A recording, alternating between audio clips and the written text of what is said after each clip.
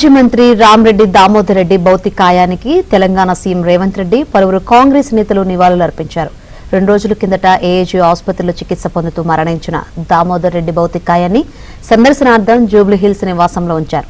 దామోదర్ రెడ్డికి నివాళులర్పించి ఆయన కుటుంబ సభ్యులను సీఎం పరామర్శించారు.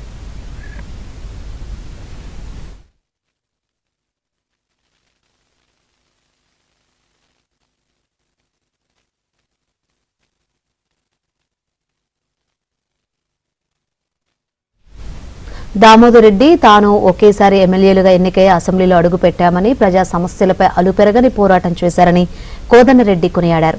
చిన్న ఆరోగ్య సమస్యలు ఉన్నాయని, కోలుకొని తిరిగి పార్టీలో ఉంటారని తాము భావించామన్నారు. ఆయన మృతి ఉమ్మడి నల్గొండ జిల్లాకే కాదు తెలంగాణ రాష్ట్రానికి తీరని లోటని పేర్కొన్నారు.